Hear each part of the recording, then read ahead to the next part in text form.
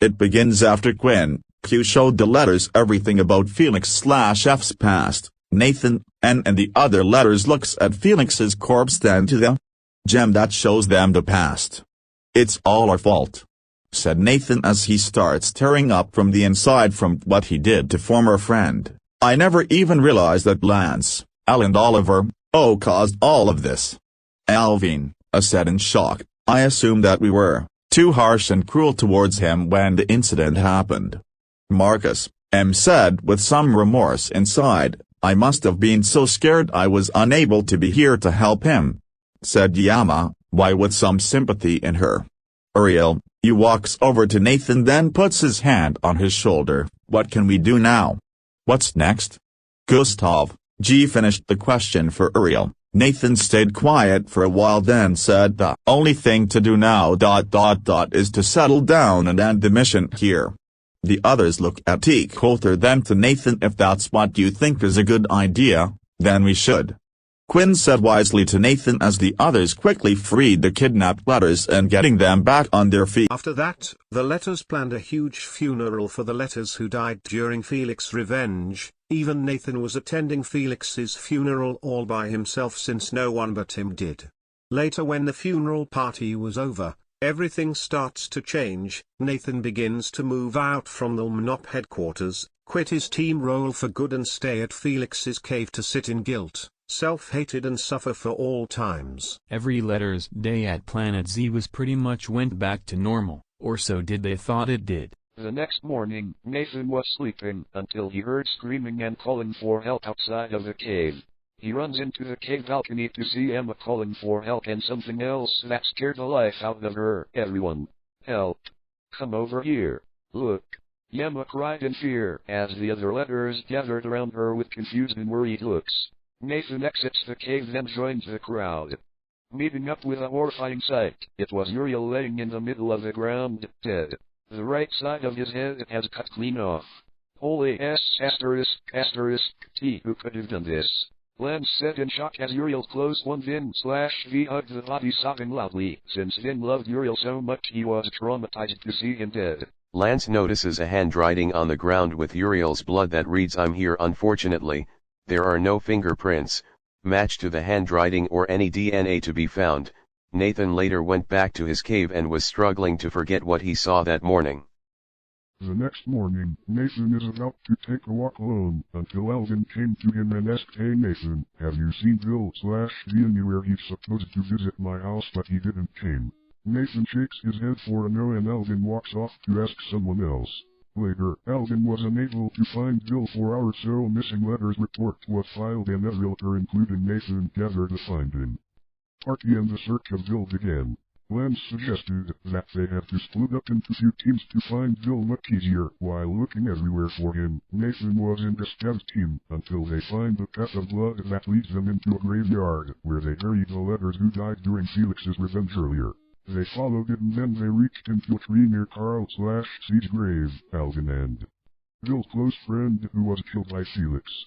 Then something fall onto Gustav's head. It was a drop of blood coming from the branches. Alvin uses a long stick to see what's in that tree. Then suddenly Bill's body falls and hangs on a rope on one of the branches.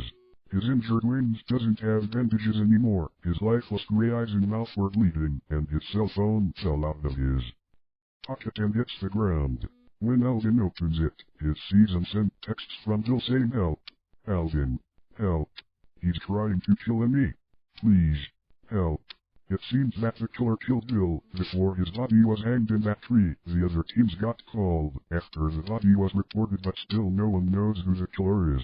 Back at the cave, Nathan starts having horrifying dreams and nightmares about the murderers and who would die. The next day after Bill's death, Alvin also starts to feel the same grief and trauma as Nathan did, so he visits Nathan or Marcus a few times to talk about his feelings since he doesn't have some courage to talk about this to anyone else.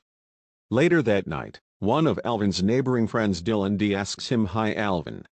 Me and my friends were having a sleepover at my house tonight for fun. Like to join?" But Alvin said, "I'm sorry, but I can't because I have some stuff to deal with." Dylan understandably patted him on the shoulder and said, "Oh, it's okay, I hope you're okay after. You know." Alvin thanked and then heads back home for now with a memory of his dead close friends in his mind. Hours later, Alvin was sleeping until he woke up with a lot of blood-curdling screams, gore sounds and distorted laughter from Dylan's house. Alvin got scared and worried, so he gets out of bed and heads to the house, meeting up with Theodore/T, who also heard the same noises as Alvin did, but while he's underground.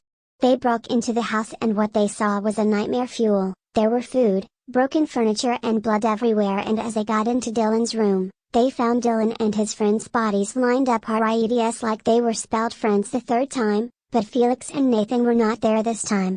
Dylan and his close friend Eddie/E had their foreheads cut clean off. The others' friends, such as Ivan/I, the youngest out of all the letters, was also cut clean off, but on his torso this time, Roy/R, one of the three scaredy letters off of all them, has his eye missing and was covered in black acid, and so does his friend Simon/S, who was decapitated. And the wall they were laying against was an inscription in blood that said F.R.I.T.N.D.S. Forever. Alvin and Theodore reported the bodies to everyone right away to investigate the crime scene. Then they were both taken for questioning alongside Nathan by Lance, Marcus and all of suspects of the murders after that. For some cases, Alvin firsthand told them about his problems, how he found the bodies and when he saw Dylan alive for the last time. Theodore almost has the same story as Alvin, but he was having a chat with some friends about the murders. And finally Nathan told them he's still staying at the cave for hours since he's too tired and miserable to go out. After the questioning, Alvin, Theodore and Nathan were all released for now, until Theodore went missing. Some of his friends looked for him for hours until his body was found at his favorite lake he often swims at when he gets bored or depressed. His body was washed up at the shallow end of the lake and his head was missing. After Theodore's body investigation, Nathan's now really scared and his nightmares got even worse than before. Now Nathan fears that either another one of his good friends or himself will be the next kill. The next morning, Nathan was very tired and traumatized because he had too many nightmares ever since the last 8 murders he had seen many times, but he has to go pick some rocks and flowers from the cave and the greenlands for Felix's grave. An hour has passed and Nathan went into the graveyard to visit his dead friend, until he spots something that was never there before. Next to one of his loving friends Polly P's grave, is another grave but without a tombstone. Instead, it was a stick with a note taped onto it that said Log adopt top is a G, if T T F T C and F, or an RBO L D top I S A G R T we L L for RBATN in S T top and D H T he's a log at me R T S W R E N N R me R O K N N at D L H I T L F. Nathan was a bit creeped out about the note, then called Alvin and Marcus to come over and check out the grave. After they dig, though the grave, where the stick is, they found Gustav/G's body, once the whole dirt was removed off of him. Gustav is now covered with some remaining dirt stained all over him in his blood. His chest has a big hole and his heart was replaced with red and pink rose petals covered in blood. Gustav's body was reported, and while Lance and the others investigate the body, Nathan notices someone no one saw in person in the distance. It was a black humanoid with no face, long and claw-like fingers staring at him without moving a single foot. Nathan blinks his eyes, shakes his head, and when he looks at what he saw again, the figure is gone. After the investigation, Nathan asks Marcus to let him come to headquarters in his room to talk about what he saw during the investigation. After Nathan and Marcus's meeting about the last investigation, Nathan decides to sleep with Marcus for the night, because he thinks that Marcus will protect him from his nightmares. Hours later, at the middle of the night, Nathan woke up feeling thirsty and gets out of bed and walks into the kitchen. When he got there and after drinking a glass of water, Nathan saw someone far behind him. It was the same figure that Nathan saw before during the investigation of Gustav's murder hours ago. The black figure gives Nathan a creepy smile, then slowly revealed and acts on its hand. So, you going to be my next kill, huh?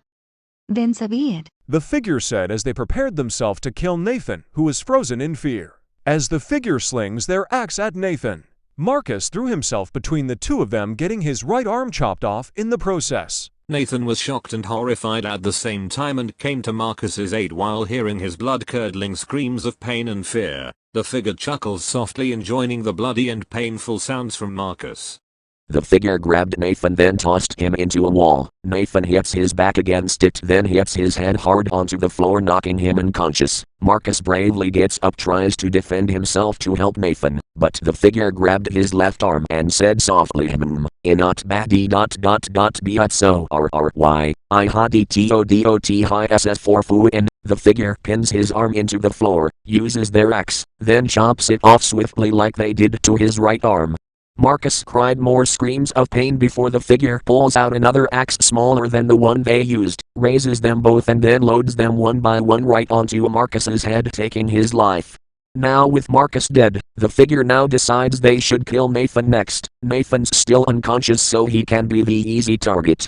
But before the figure can finish the job, they heard shouting and footsteps from the hallways. The figure disappears into nothing leaving Nathan alive. Just as Lance and Oliver arrive,